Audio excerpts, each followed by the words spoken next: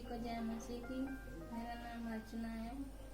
मैं दादनपुर जिला सहारनपुर की रहने वाली हूँ और मैं अपनी अद्भुत गवाही देने जा रही हूँ। जब मैं 10-11 साल की थी तो मैं एक रिश्तेदारी में जा रही थी।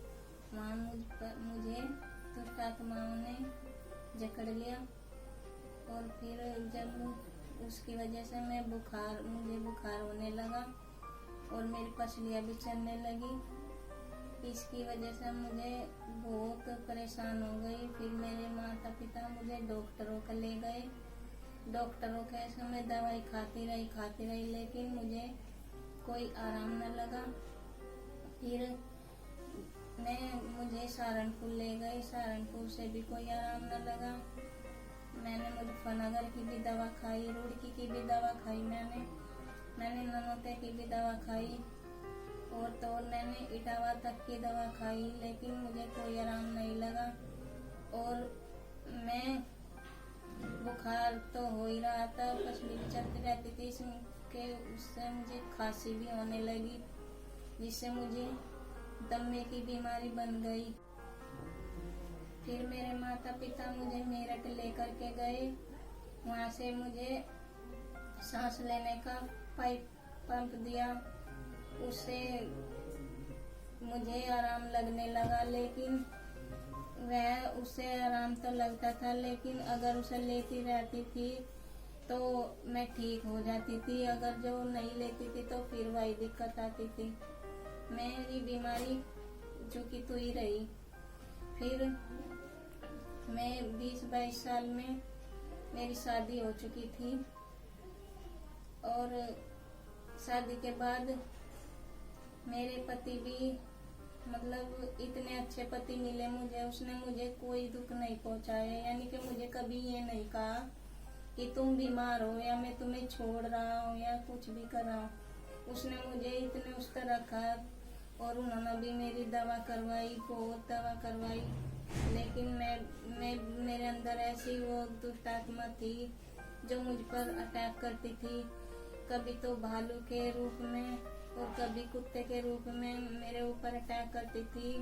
मैं हाथों से उन्हें पर धकेलती थी लेकिन वे मेरे ही ऊपर गिरते थे आन करके और मैं इतनी डरी रहती थी कि रात दिन मुझे नींद नहीं आती थी।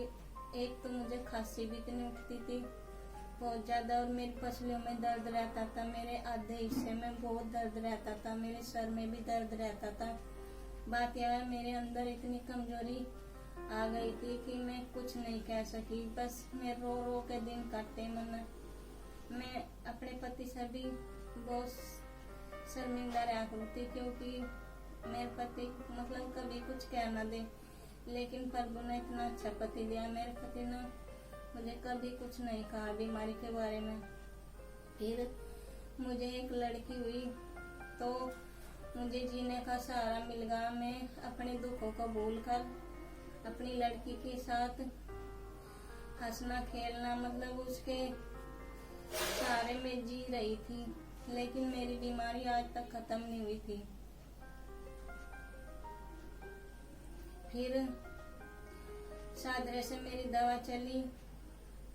हमने सोचा कि चलो खेकड़े, हमारे रिश्तेदार हमें खेकड़े ले आए कि वहाँ नजदीक भी पड़ेगा और काम भी लगा रहेगा।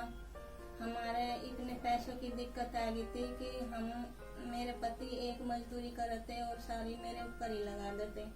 घर में हमें इतनी दिक्कत हो गई थी खाने पीने की भी, लेकिन इस वजह से मैं इतनी रोती थी कि मैं कुछ भी नहीं कह पाती थी। मैं ये सोचती रहती थी कि जितना घुमाते हैं मेरे ऊपर ही लगा दो और ये घर कैसे चलेगा। फिर भी मेरे पति हिम्मत ना हारे और मेरे पति ने जो भी ये भी कह दिया था चाहे घर भी बिक जाइयो लेकिन ना ही तो मैं तुम्हें छोड़ूंगा और मैं तुम्हें ठीक करवा कर ही रहूंगा, यानी कि मैं सारी बीमारी तुम्हारी ठीक ही हो जाएगी। मुझे इतना हौसला बढ़ाए रखा मेरे पति ने। फिर जब 20-22 साल के बाद मुझे थोड़ी सी मतलब हिम्मत आई मुझ में। फिर मुझे ये खेकड़े ले आए। खेकड़े मोहम्मद 2 साल हो गए यहाँ से। एक बहन मेरे कमरे पर ही प्रचार करने गई कि यहाँ पर यीशु मसीह का प्रचार किया जाता है। तो मेरे से बोलने लगी कि ये बहन तुम क्या बीमार सी रहती हो। मैंने कहा हाँ बहन मैं बहुत बीमार रहती हूँ। कहने लगी क्या बीमारी है। मैंने कहा मुझे सांस दमने की बीमारी है और मेरे आधे हिस्से में दर्द बना रहता है। मैंने बहुत दवा खाई लेकिन मैं कभी भी ठीक नहीं हुई। मुझे जहाँ भी कोई बताता था मेरे पति वहीं ले जाते थे लेकिन मुझे कहीं से भी आराम नहीं लगा। फिर मैंने ही मना कर दिया कि अब मैं कोई डॉक्टर के नहीं जाऊंगी। फिर कहने लगी तुम चर्च में जाया करो आई संडे। फिर मैं चर्च में अगले संडे आने लगी तो मुझे कुछ समझ में आवा था कुछ नहीं। मेरे सर में भी दर्द होता था सुन के चर्च में आकर के। और मुझे इतनी घबराहट होती थी क्योंकि मेरा दिल तो वैसे भी बहुत घबराता था, इसलिए मुझे हर चीजों से घबराहट होती थी बहुत ज्यादा में। लेकिन फिर भी यही सोचती रहती थी फिर भी मैं जरूर जाऊंगी चर्च में चाहे कुछ भी। लेकिन मैं आए संडे चर्च में आने लगी और फिर धीरे धीरे मुझे एहसास हुआ मतलब मेरे अंदर इतनी आनंद सा छाया कि सच में मैं यहाँ से चंगी हो सकती हूँ।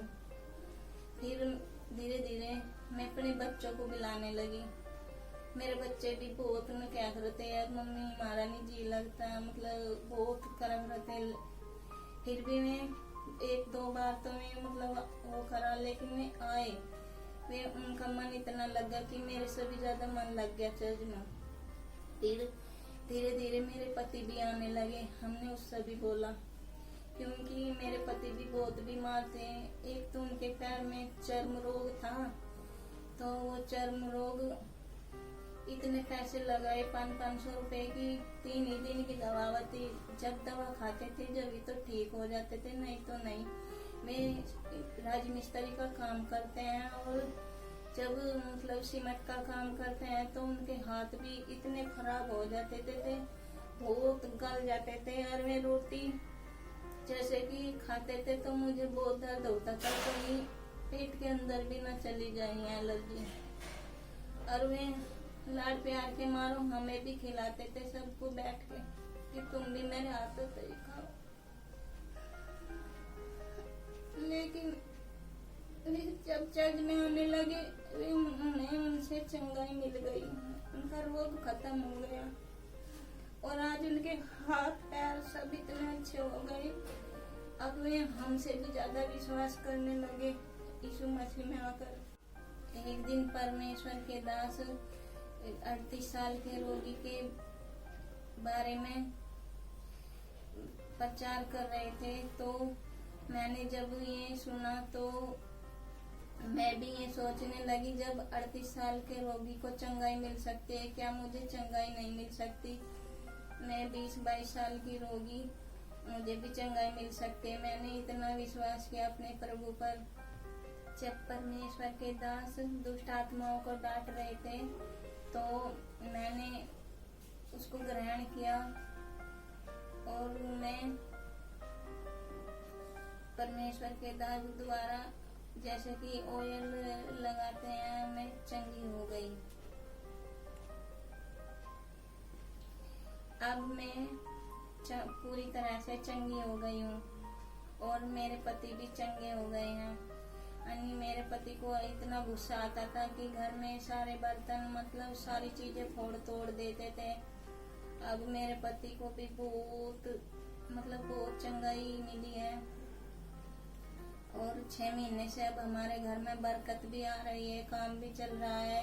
हम अच्छे से खा पी रहे हर चीजों में बरकत आ रही है। मैं अपने अंदर इतनी महसूस करती हूँ कि प्रभु ने मेरे अंदर मुझे इतना वो चंगा किया कि मैं प्रभु का धन्यवाद करती हूँ। आज मैं प्रभु की वजह से ठीक हूँ और मेरी फैमिली भी सुख शांति है, मेरी फैमिली में भी। सभी को जय मसीह की।